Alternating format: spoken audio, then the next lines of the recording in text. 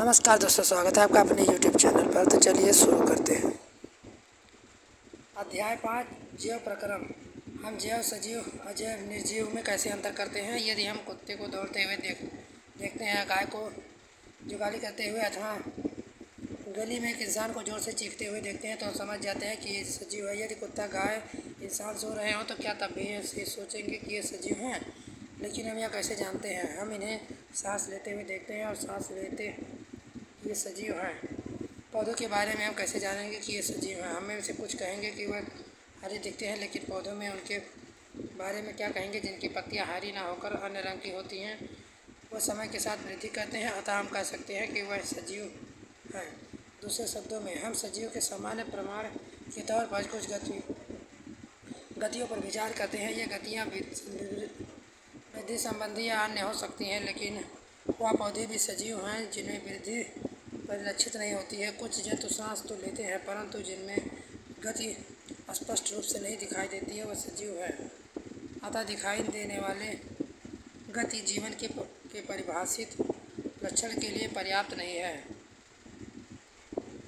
जीवन के लिए आणविक गतियों को आवश्यक है। पूर्व कक्षाओं में हम देख चुके हैं कि सजीव की संरचना सुसंगठित होती है। उनमें ऊतक होते हैं, उनमें ऊतकों में कोशिकाओं में छोटे घटक। सजीव की यह संगठित एवं सुव्यवस्थित संरचना समय के साथ साथ परिवर्तन के प्रभाव के कारण विघटित होने लगती है। यदि यह व्यवस्था टूटती है तो जीव और अधिक समय जीवित नहीं रह पाएगा। अतः जीवों के शरीर को मरम्मत अथवा अनुरक्षण की आवश्यकता होती है, क्योंकि इनमें सभी संरचनाएं अणुओं से बनी होती हैं। अतः इन अणुओं को लगातार गतिशील बनाए रखना चाहिए। सजीवों में अनुसरण प्रक्रम कौन से हैं? आइए खोजते हैं। जैव प्रक्रम क्या है? जीवों का अनुसरण कार्य निरंतर होना चाहिए। यह समय भी चलता रहता है। जब वो कोई विशेष कार्य नहीं करते हैं, जब हम सो रहे होते हैं अथवा कक्षा में बैठे होते हैं, उस समय यह अनुसरण काम चलता रहता है। वह सभी प्रक्रम जो संगठित रूप से अनुरक्षण का कार्य करते रहते हैं जैव प्रक्रम कहलाते हैं, क्योंकि क्षति अथवा टूट-फूट होने के अनुरक्षण प्रक्रम की आवश्यकता होती है। अतः इसके लिए उन्हें ऊर्जा की आवश्यकता होती है। ऊर्जा एकल जीव के शरीर से बाहर आती है, इसलिए ऊर्जा के स्रोत का बाहर से जीव के शरीर में स्थानांतरण के लिए कोई प्रक्रम होना चाहिए। इस ऊर्जा के स्रोत को हम भोजन तथा शरीर के अंदर लेने के प्रक्रम को पोषण कहते हैं। यदि जीवों में शारीरिक वृद्धि होती है तो उनके लिए बाहर से अतिरिक्त कच्ची सामग्री की आवश्यकता होती है, क्योंकि पृथ्वी पर जीवन चक्र कार्बन आधारित अणुओं पर निर्भर है।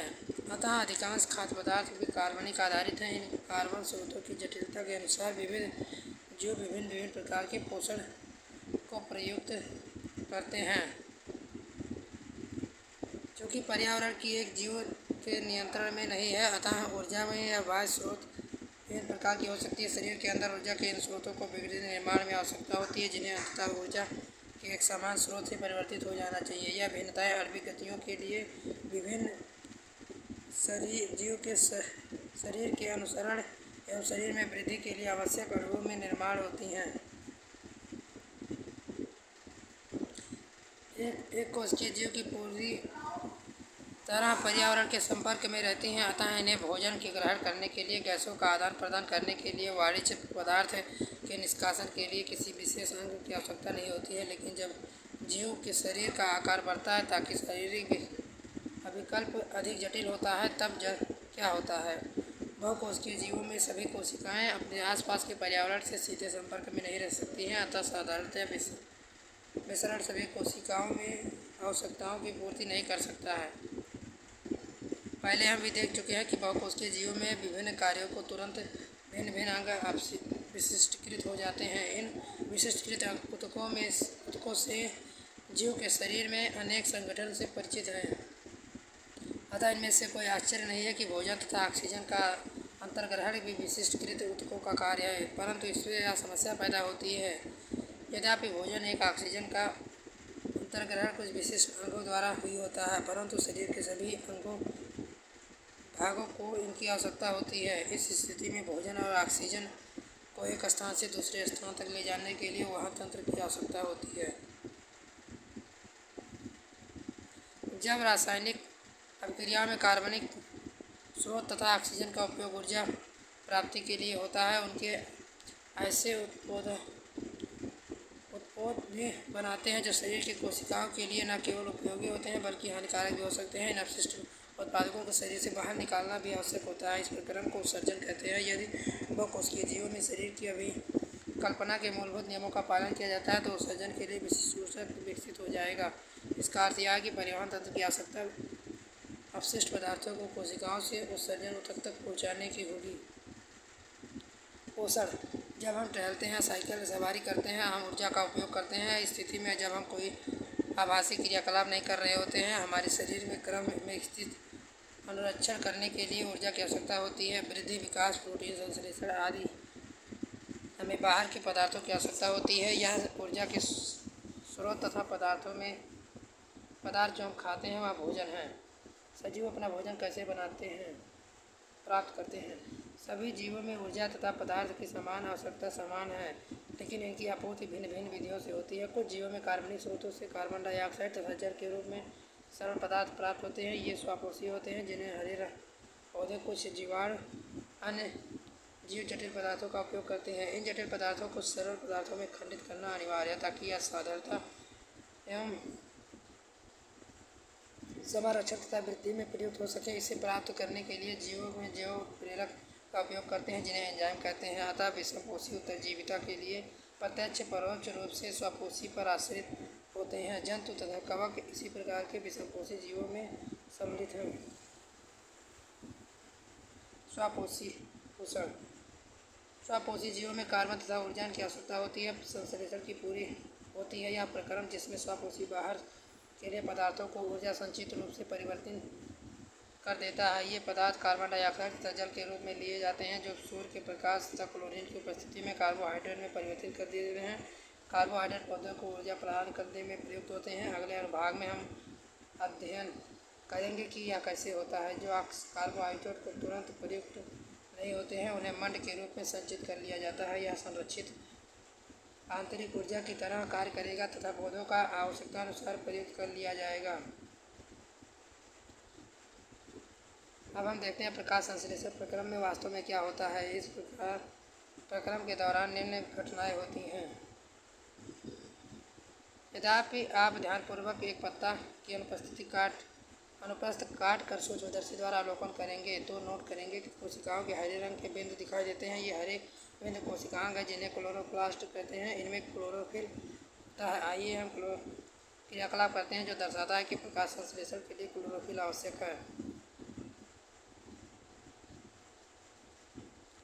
5.1 अब हम अध्ययन करते हैं कि पौधे कार्बन डाइऑक्साइड कैसे प्राप्त करते हैं। कक्षा 9 में हमें रंध्र की चर्चा की थी। पत्ती में सतह पर सूक्ष्म छिद्र होते हैं। प्रकाश संश्लेषण के लिए गैसों का अधिकांश आदान प्रदान इन्हीं छिद्रों से होता है, लेकिन यह जानना भी आवश्यक है कि गैसों का आदान प्रदान तने जड़ों तथा पत्तियों की सहायता से ही भी होता है।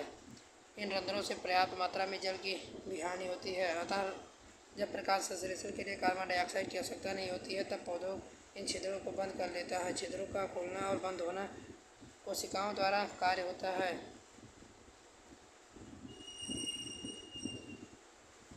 क्रियाकलाप 5.2 उपरोक्त दो क्रियाकलाप के आधार पर क्या हम ऐसा प्रयोग कर सकते हैं जिसमें प्रदर्शित हो सके कि प्रकाश संश्लेषण के लिए सूर्य के प्रकाश की आवश्यकता होती है। अब तक हम यह चर्चा कर चुके हैं कि स्वापोषी अपने ऊर्जा प्राप्त आवश्यकता की पूर्ति करते हैं, लेकिन उन्हें भी अपने शरीर के निर्माण के लिए अन्य कच्ची सामग्री की आवश्यकता होती है। स्तरीय पौधे प्रकाश संश्लेषण के लिए आवश्यक जल की पूर्ति जड़ों द्वारा मिट्टी में उपस्थित जल के अवशोषण से करते हैं। नाइट्रोजन, फास्फोरस, लोहा, मैग्नीशियम सरीखे अन्य पदार्थ मिट्टी से मिलते हैं। नाइट्रोजन तथा आवश्यक तत्व जिसका उपयोग प्रोटीन तथा अन्य यौगिक के संश्लेषण में किया जाता है, इसे कार्बनिक नाइट्रोजन तथा नाइट्रोजन के रूप में मिलाया जाता है। इन्हें और कार्बनिक पदार्थों के रूप में लिया जाता है, जिन्हें जीवाणु वायुमंडलीय नाइट्रोजन से बनाते हैं। विषमपोषी पोषण: प्रत्येक जीव अपने पर्यावरण के लिए अनुकूलित भोजन में फलस्वरूप उपलब्धता के आधार पर पोषण की विभिन्न प्रकार की हो सकती हैं। इसके लिए यह भी जीवन के भोजन ग्रहण करने के ढंग पर निर्भर करती हैं। उदाहरण के लिए, यदि भोजन स्रोत अचल है प्रगतिशील जैसे हिरण है। दोनों प्रकार के भोजन का अधिगमन का तरीका भिन्न भिन्न है तथा गाय शेर के पोषक उपकरण का उपयोग करते हैं। जीवों द्वारा भोजन के ग्रहण करने वाले और उनके उपयोग की अनेक युक्तियाँ हैं। कुछ जीव भोज्य पदार्थों का विघटन शरीर के बाहर करते हैं तथा कुछ अवशोषण करते हैं। फफूंदी, ईस्ट, मशरूम आदि कवक के उदाहरण हैं। अन्य जो संपूर्ण भोज्य पदार्थ का अंतर्ग्रहण करते हैं तथा इनका पाचन शरीर के अंदर होता है।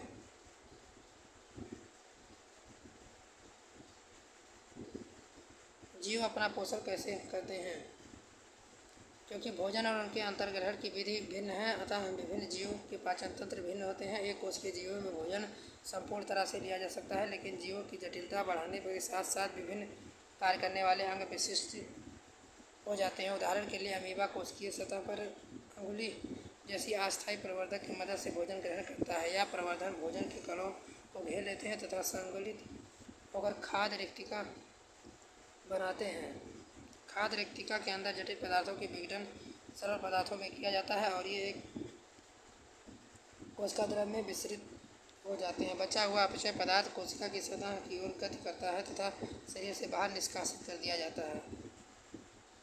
पैरामीशियम भी एक कोशिकीय जीव है। इसकी कोशिका एक निश्चय आकार होता है तथा भोजन विशिष्ट स्थानों से ही ग्रहण किया जाता है। भोजन एक स्थान पर पेशाब की गति द्वारा पहुँच जाता है जो कोशिका की पूरी सतह को ढके रहते हैं। मनुष्य में पोषण आहार नाल मूल रूप से मुख्य गुदा तक विकसित एक लंबी नली होती है। 5.6 हम इस नली के विभिन्न भागों को देख सकते हैं। भोजन हमारे शरीर में एक प्रकार प्रविष्ट हो सकते हैं, उनका क्या होता है यह प्रकरण चर्चा करते हैं। क्रियाकलाप 5.2 मानव पाचन तंत्र। हम तरह तरह के भोजन खाते हैं जिन्हें भोजन नली में गुजारना होता है। प्रकृति रूप से भोजन की एक प्रक्रम से गुजरना होता है जिसे वह उसी प्रकार छोटे छोटे कणों में बदलता है। इसे हम दांतों से चबाकर पूरा करते हैं। क्योंकि आहार का अदन मुख्य कोमल होता है, भोजन को गीला किया जाता है ताकि मार्ग आसान हो जाए। जब आसान यह वास्तव में केवल जल नहीं है, यह लाल ग्रंथ से निकला हुआ एक रस है जिसे लार कहते हैं। जिसे भोजन को हम खाते हैं उनका दूसरा पहलू है उन्हें जटिल रखना। यदि अवशोषण आहार नाल द्वारा करता है तो इसे छोटे अणुओं में खंडित करना होता है। इस काम को जैव उत्प्रेरक द्वारा किया जाता है जिन्हें एंजाइम कहते हैं। लार भी एक एंजाइम होता है जिसे लार पेरिमल कहते हैं। ये पाचन कार्य आमाशय की भित्ति में उपस्थित जठरांश के द्वारा संपन्न होते हैं। हाइड्रोक्लोरिक अम्ल एक प्रोटीन पाचक एंजाइम पेप्सिन श्लेष्मा का स्रावण करते हैं। हाइड्रोजन अम्ल और अम्लीय माध्यम से तैयार होता है जो पेप्सिन एंजाइम की क्रिया में सहायक होता है। इसके विचार में अम्ल और कौन सा कार्य करता है। सामान्य परिस्थितियों में श्लेष्मा आमाशय के आंतरिक स्तर की अम्ल से रक्षा करता है। हमने बहुधा वयस्कों में एसिडिटी अथवा अम्लता की शिकायतें सुनी है। इसका क्या संबंध उपरोक्त वर्णित विषय में से नहीं है?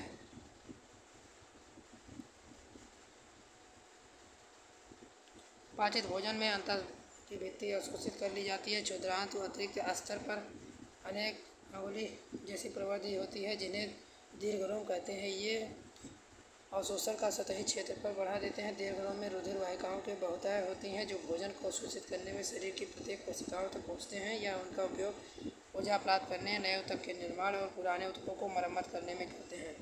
बिना पचा भोजन बृहद से भेज दिया जाता है जहाँ दीर्घरोम में पदार्थ में से जल का अवशोषण कर लेते हैं। अन्य पदार्थ गुदा द्वारा शरीर से बाहर कर दिया जाता है। इस वजह पदार्थ के बाह्य क्षेत्र गुहा और रोधिनी द्वारा नियंत्रित किया जाता है।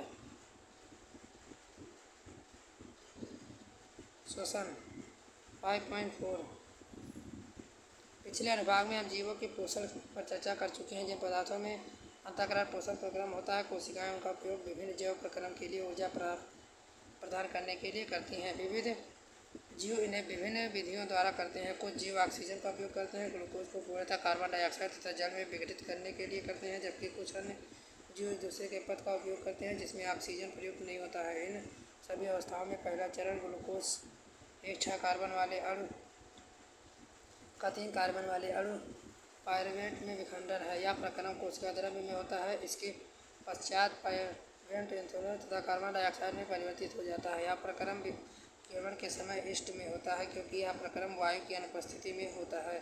इसे अवांछनीय श्वसन कहते हैं।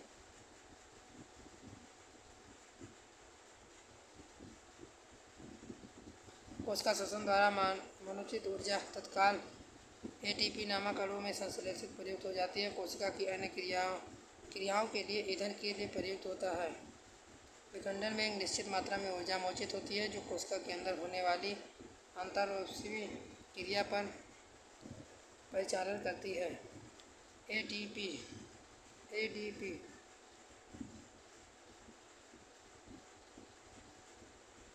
जंतुओं में पर्यावरण ऑक्सीजन लेने तथा उत्पादित करने कार्बन डाइऑक्साइड से छुटकारा पाने के लिए विभिन्न प्रकार के अंगों का विकास हुआ। स्थलीय जंतु वायुमंडलीय ऑक्सीजन लेते हैं परंतु वे जल में रहते हैं, उन्हें जल में विलेय ऑक्सीजन ही उपयोग करने की आवश्यकता होती है।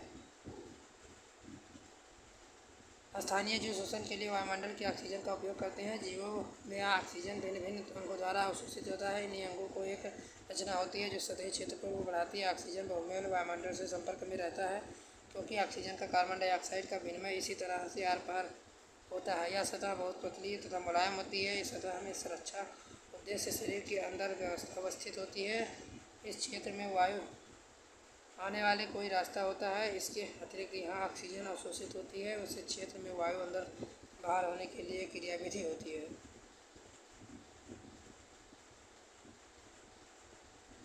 मनुष्य में वायु के अंदर नासाद्वार द्वारा की जाती है। नासाद्वार द्वारा भोजन जाने वाली वायुमार्ग उपस्थित महीन बालों द्वारा निष्पादित होती है जिससे शरीर के जाने वाले मुख्य धूल तथा दूसरी अशुद्धियाँ रहित होती हैं। इस मार्ग में श्लेष्मा की परत होती है जो इस प्रकार सहायता होती है। यह वायु के कंठ द्वारा फुसफुस से प्रवाहित होती है। कंठ में उपस्थित वलय उपस्थित होते हैं। यह सुनिश्चित करता है कि वायुमार्ग निष्पादित न हो।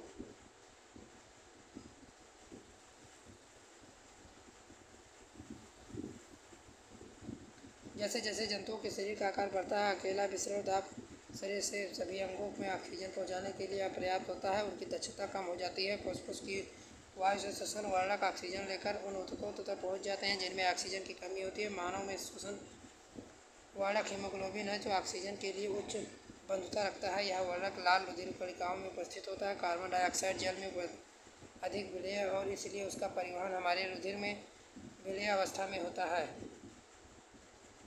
वाहन मानव में वाहन 5.7 पिछले अनुभाग में हम देख चुके हैं कि रुधिर भोजन ऑक्सीजन तथा वर्ज्य पदार्थों में हमारे शरीर में वहन करता है। कक्षाओं में हमने सीखा है कि रुधिर एक तरल संयोजी ऊतक है। रुधिर में एक तरल माध्यम होता है जिसे प्लाज्मा कहते हैं। एक कोशिकीय निलंबन होती है। प्लाज्मा भोजन कार्बन डाइऑक्साइड तथा नाइट्रोजन वर्णक पदार्थ का विलीन रूप से वहन करता है। ऑक्सीजन को लाल रुधिर कणिकाएं ले जाती हैं। बहुत से अन्य पदार्थ जैसे लवण का वहन भी रुधिर के द्वारा ही होता है। हमारा पंप हृदय एक पेशीय अंग है जो मुट्ठी के आकार की होती है।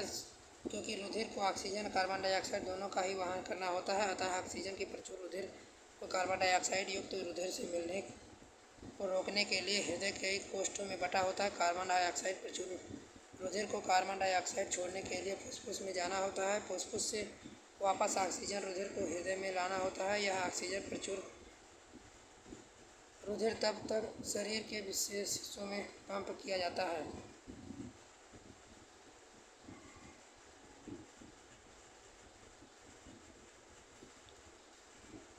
फुसफुस में ऑक्सीजन रुधिर में प्रवेश। हृदय का दायां बायां बंटवारा ऑक्सीजनकृत तथा ऑक्सीजन रुधिर को मिलाने से रोकने में लाभदायक होता है। इस तरह बंटवारा शरीर को उच्च दक्षतापूर्वक ऑक्सीजन की पूर्ति करता है। वृक्ष और स्तनधारी शरीरों जंतुओं को जिन्होंने उच्च ऊर्जा की आवश्यकता होती है यह बहुत लाभदायक होता है क्योंकि इन्हें अपने शरीर का तापक्रम बनाए रखने के लिए निरंतर ऊर्जा की आवश्यकता होती है। उन जंतुओं में जिन्हें इस कार्य के लिए ऊर्जा का उपयोग नहीं करना होता, शरीर के तापक्रम पर्यावरण के तापक्रम पर निर्भर होता है। जल स्थल 4 या बहुत से सरीसृप जैसे जंतुओं में 3 कोष्ठीय हृदय होता है और ये ऑक्सीकृत तथा विक्षीकृत रुधिर धारकों को सीमा तक मिलना भी सहन कर लेते हैं। रक्तदाब। नलिकाएं रुधिर वाहिका।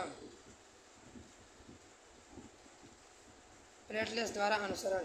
इन नलिकाओं में तंत्र यदि शीर्णता प्रारंभ हो जाए तो हो सकता है उपस्थिति में विचार किया जाए। जब घायल हो जाता है तो रक्तस्राव होने लगता है। तंत्र में रुधिर की हानि प्राकृतिक रूप से कम होनी चाहिए। इसके अतिरिक्त रक्तस्राव से दाब में कमी आएगी, जिससे फेफड़िंग प्रणाली में दक्षता की कमी आएगी। इसे रोकने के लिए रुधिर में प्लेटलेट्स कोशिकाएं होती हैं जो पूरे शरीर में भ्रमण करती हैं। रक्तस्राव के स्थान पर रुधिर का थक्का बनकर मार्ग अवरुद्ध कर देती हैं। लसिका एक अन्य प्रकार का द्रव्य जो वाहन से भी सहायता करता है, इसे लसिका या ऊतक तरल कहते हैं। कोशिकाओं की भित्ति से उपस्थित छिद्रों द्वारा कुछ प्लाज्मा प्रोटीन रुधिर कोशिकाएं बाहर निकलकर ऊतक के अंतर कोशिकीय आवास में आ जाते हैं तथा ऊतक सरलता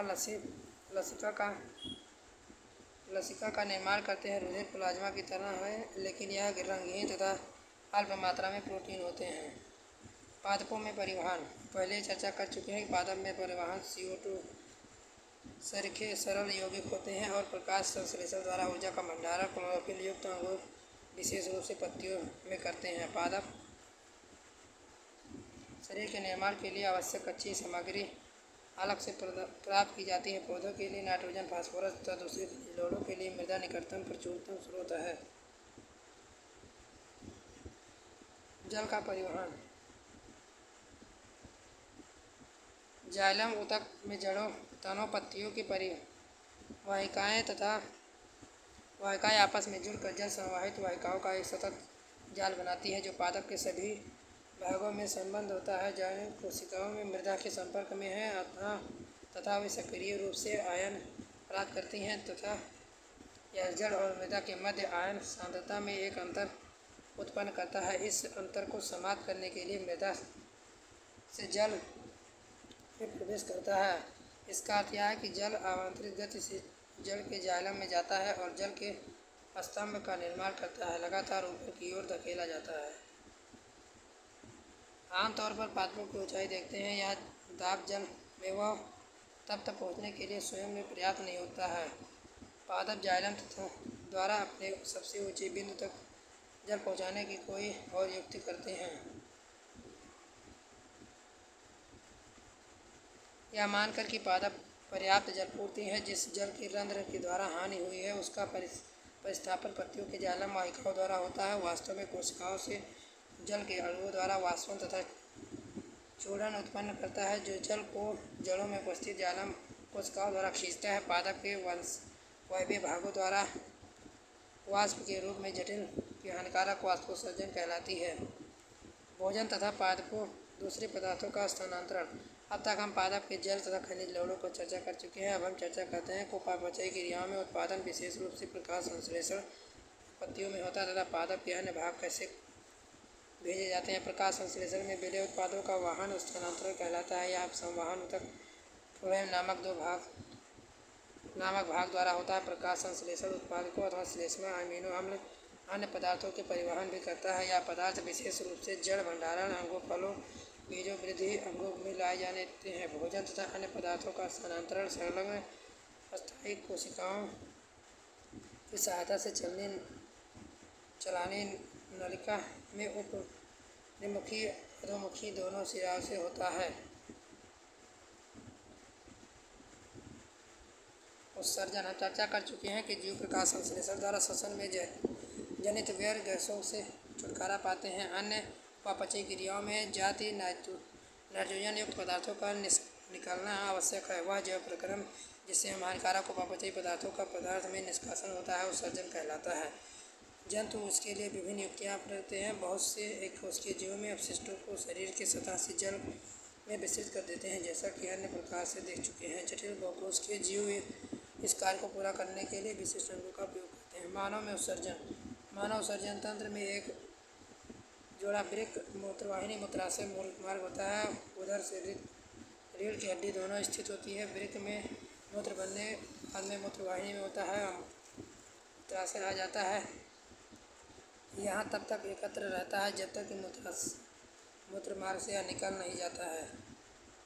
मूत्र किस प्रकार तैयार होता है। मूत्र बनने का उद्देश्य रुधिर से वाज्य पदार्थों को छान कर वर्ज्य पदार्थों को छान कर फुसफुस में CO2 रुधिर से अलग होकर, जबकि नाइट्रोजनी व्यर्थ पदार्थ जैसे यूरिया, यूरिक अम्ल में रुधिर से अलग कर लिए जाते हैं। यह कोई आश्चर्य की बात नहीं है कि वृक्क की आधारी निस्पंदन एक फुसफुस की तरह बहुत पतली भित्ति वाली रुधिर कोशिकाओं का गुच्छा होता है।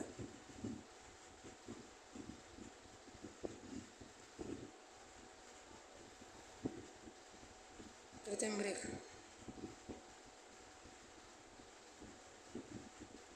पादप में उत्सर्जन।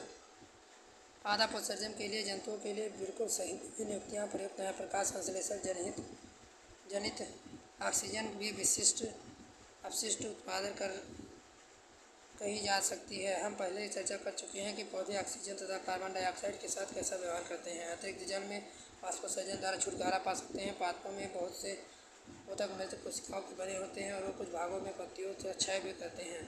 बहुत से पादप अपशिष्ट उत्पादन कोशिकीय रेक्टिका में संचित करते हैं। पौधों में गिरने वाली पत्तियों में भी अपशिष्ट उत्पादित संचित रहते हैं। अन्य अपशिष्ट उत्पाद रेनिन तथा गोंद के रूप में भी विशेष रूप से पुराने जाइलम में संचित रहते हैं। पादप के कुछ अपशिष्ट पदार्थों को अपने आसपास की मृदा में उत्सर्जित करते हैं।